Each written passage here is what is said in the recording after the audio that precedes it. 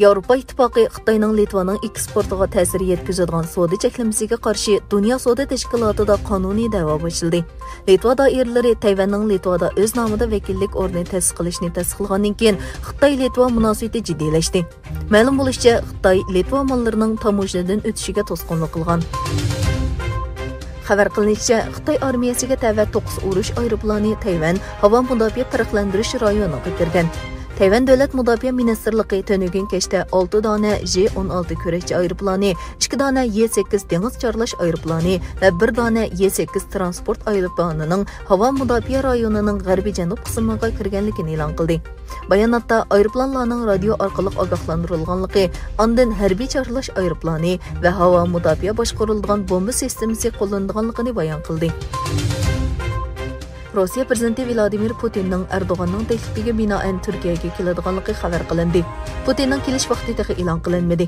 Prezident bayonotchisi Ibrohim Kalin bundan burun Prezident Erdo'g'an, Putin va Ukraina prezidenti Zelsinki bilan so'zlashyotdi. U hatto har ikkisini Turkiyaga taklif qildi degan edi. Amerikada ma'qullangan Uyg'ur majburiy emgikining oldin ilish qonunining ijro qilinishiga doir yangi qadamlar bisilmoqda.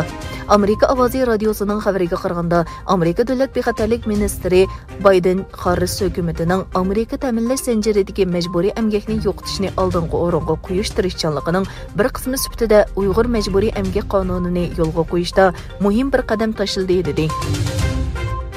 İran Davlatlik televiziya stansiyasiga qaratilgan tor hujumi natijasida televiziya programmasida terrorlik tashkiloti deb qaralgan xalq mujohidlari tashkiloti rahbarlarini maqtagan mazmunlar bir necha sekund ekranda paydo bo'lgan. Xabar qilinishicha, tor hujumi sababli televizor ekranida bir necha sekund ichida Rajevga salom, Xomeneyga o'lim qatorliq mazmunlar ko'rilgan. Xabar qilinishicha, Renault, Nissan va Mitsubishi avtomobilchilik ittifoqi kelgusi 5 yilda 23 milliard yevro mablag' selib, elektronlik mashinani o'rtaq taraqqiy qildirdi ekan. Bu shirkatlar birlashma bayonotida mundaq dedi. Renault, Nissan va Mitsubishi ittifoqi kelgusi 9 yilda 35 xil yangi to'qliq mashina modelini bozorga soladi. Bu 5 o'rtaq supa orqali harakatlanadi. Saudiya Arabistonda davlatning qurilgan vaqtini 1727 yil 22 fevral deb e'lon qilish qaror qilindi. Saudiya Arabiston podshohi Salman bin Abdulazizning bu vaqtda chiqargan farmoni rasmiy xabar agentligi SPA'da e'lon qilindi.